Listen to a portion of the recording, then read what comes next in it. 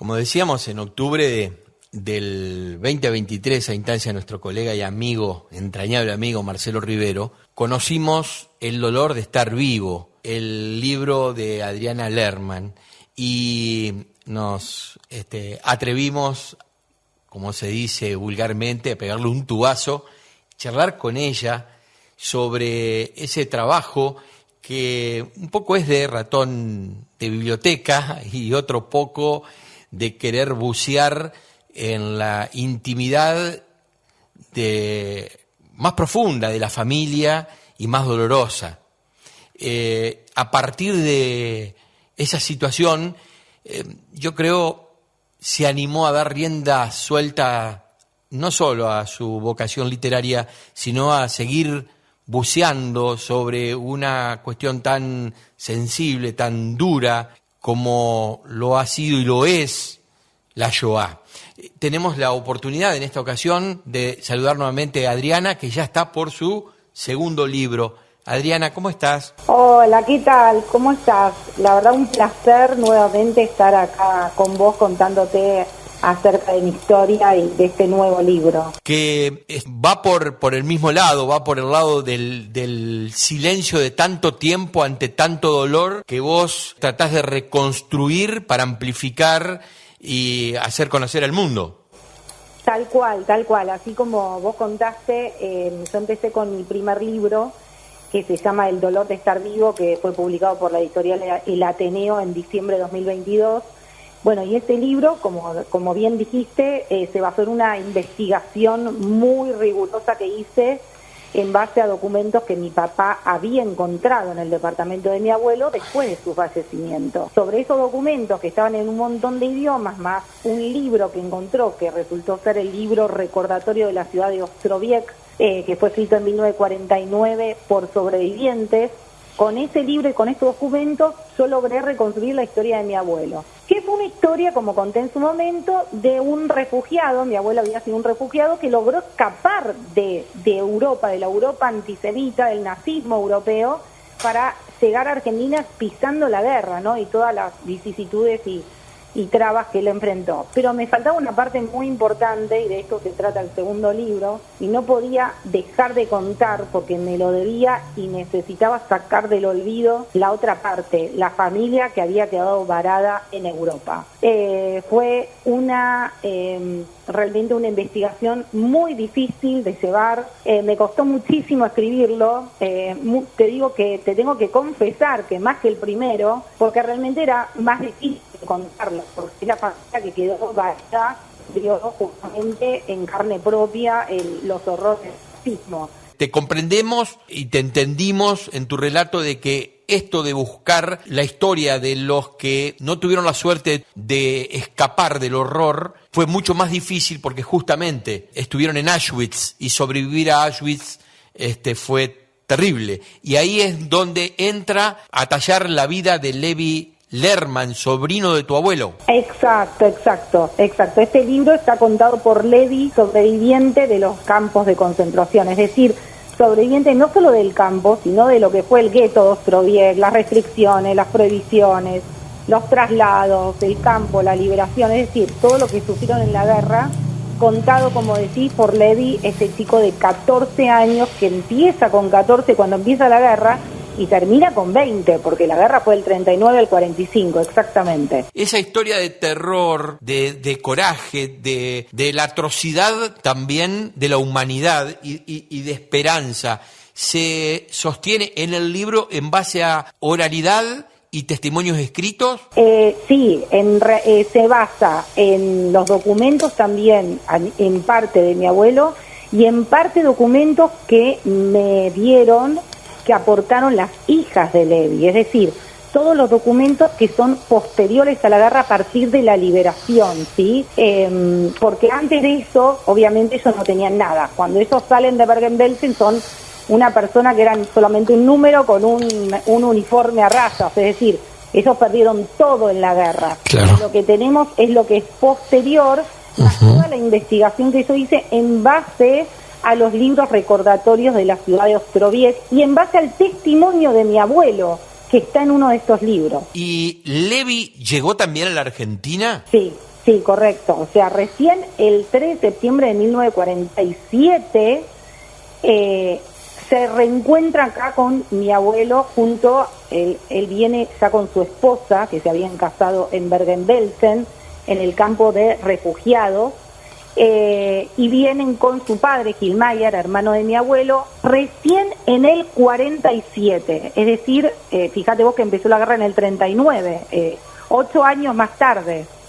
Imagino que debe ser muy difícil estar en la piel de un familiar directo de en este caso 2 personas, ¿qué digo? De toda una familia que durante mucho tiempo estuvo ocultando secretos de dolor, eligió el silencio para ocultar los traumas y en algunos casos llevárselo hasta la tumba. Exacto, sí, tal cual. En el caso de Levi, él tampoco pudo hablar, nunca pudo contarlo. Fue el mismo caso de mi abuelo, nunca lo dijo ni siquiera a sus hijas ni a sus nietas. Llevó ese dolor consigo. La que pudo hablar fue su esposa, Lola. Como conté, se casaron y se conocieron en Bergen-Belsen. Ella también fue sobreviviente de Auschwitz. Ella sí, después de muchos años, sí se largó a hablar. Tiene testimonios en la Fundación Steven Spielberg. Incluso hizo una película que son Las mujeres de la Shoah. Pero hay otros que no lo pudieron hablar, que lo llevaron muy adentro.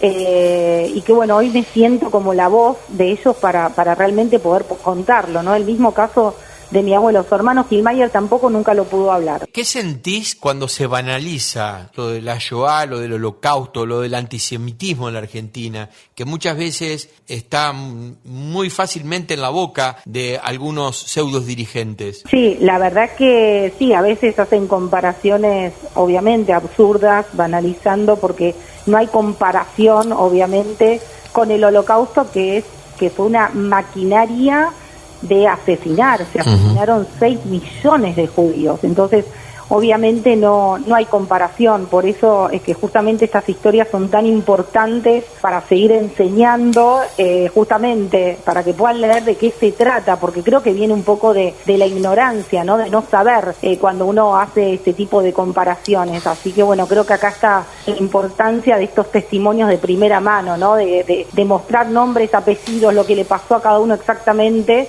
y no hablar de números en general.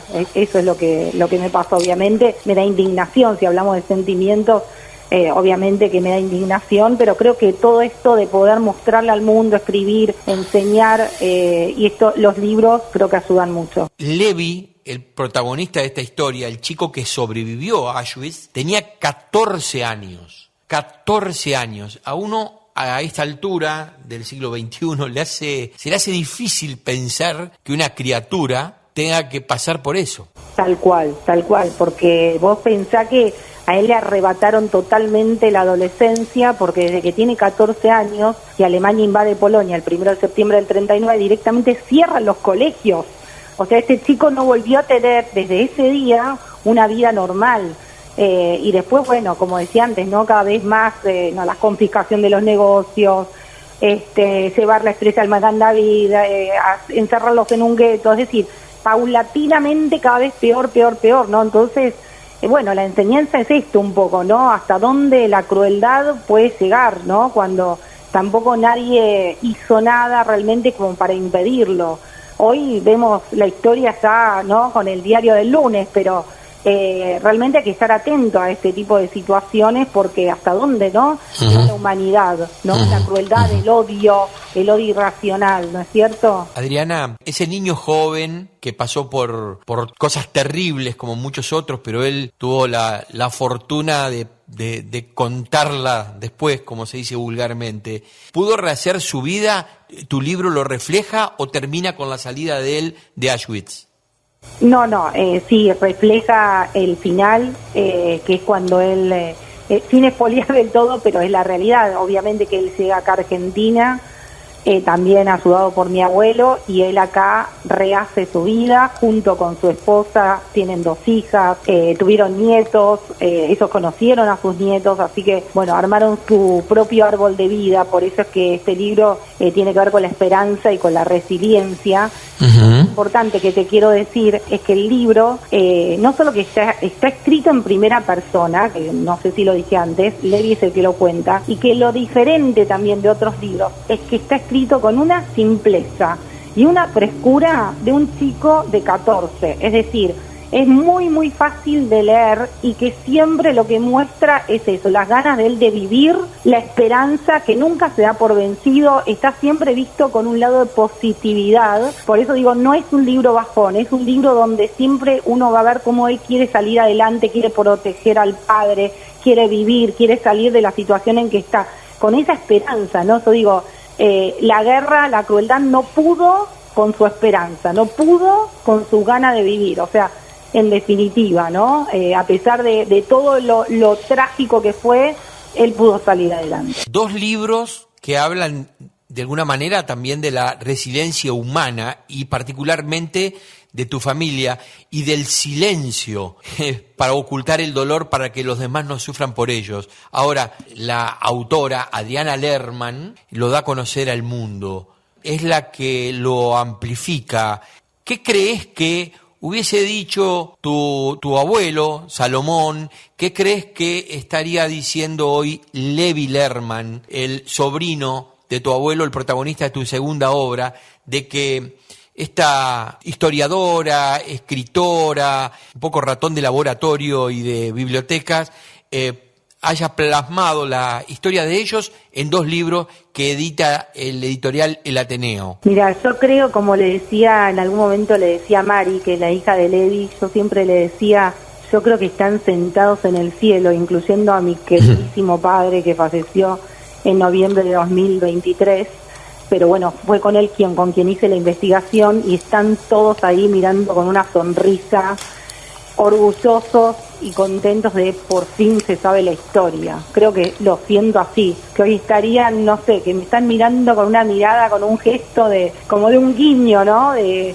bueno, por fin, ahora todos podemos descansar en paz. Yo lo siento de esa manera. Ahora, ¿sos consciente que también esto va a romper el silencio de muchos otros y que por ahí te van a buscar para que colabores o para que escribas otras historias? Mira, sí, ojalá. A veces me llegan muchos mensajes porque la gente la inspira esto, o sea, esto de poder buscar en el pasado, investigar.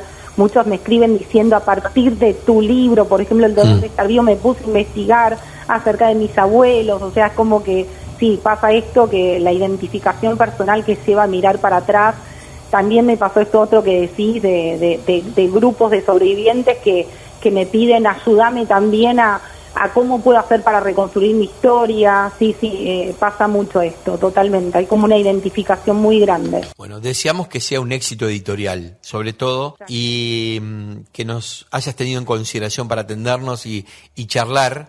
Afortunadamente la comunicación no nos jugó una mala pasada, y te hemos escuchado muy bien y hemos cada palabra, cada frase de tu testimonio recogido con alto valor para todos nosotros aquí en FM Riel. Muchísimas gracias nuevamente por esta hermosísima entrevista, me alegro que se me haya escuchado bien. Lo último que digo es que mi Instagram es Adriana Lerman y a cualquiera que quiera escribirme, preguntarme, cualquier inquietud, yo estoy ahí siempre para contestar a todos y te agradezco nuevamente esta hermosa entrevista. No, un placer. Muchas gracias.